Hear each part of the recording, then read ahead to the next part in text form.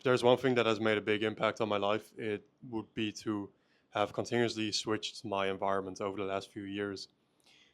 When you grow up in a certain way and you go to work in a certain area, you go to school in a certain place, whatever that environment is, that really determines your outlook on life and obviously your parents and childhood and friends, all of these different things. And when I was in my early 20s, I was in such a environment of limitation and of not believing this life that I'm now decently living is at all possible. And you can see it on Instagram and whatever. First of all, most people will think, oh, these people are just scammers. They won't be able to even fathom the real value behind what certain people have to offer. And things like coaching, one of the most valuable things on earth. And because they have this built in paradigm of this is all not possible for me, they reflect it to other people that this way of living is not really feasible. And because you don't believe it's feasible, it never is, in fact, feasible in your reality. But it's only when I started hanging around friends who would make in a day what I had made in that prior year, or friends who are just in such incredible shape, people who have such an amazing relationship with their partner and with themselves and with God and everyone around them, that you start to see what is possible. And for most of us, we're not born in a world of endless possibility. We're very much born in a world of very little is possible. On average, what is possible, right? And so you have to break out of that paradigm. And this can be done through coaching, mentorship, surrounding yourself with better people, upgrading your network.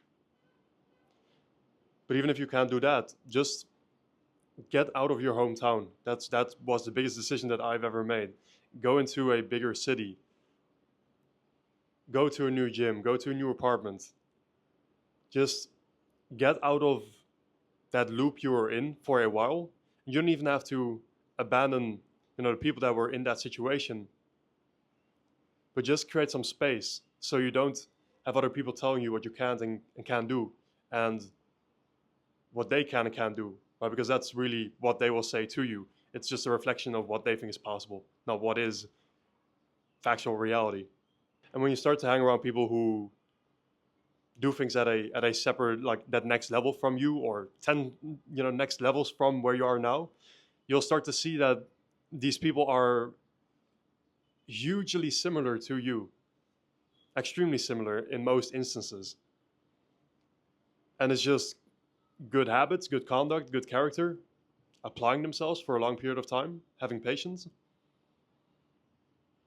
That's simple, but everybody wants to think that it's this thing outside of themselves, because that places the blame on something outside of yourself, right? So you don't have to feel bad about it.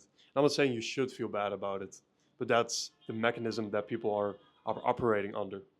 And when you can take accountability from my perspective of other people have done it, I can do it. Anything that is possible within the physical plane, within the laws of gravity and even universal law of manifestation of all of these different rules that go beyond what we perceive, then you can extend that scope and you can start to think bigger, and you can start to move faster. So if you're in any situation where you feel stuck, you feel limited in some way, make that shift, whatever it is. And when you continuously do that, whenever you feel that, and pushing through that resistance when it's needed, then that'll serve me well, probably serve you well as well. See you tomorrow.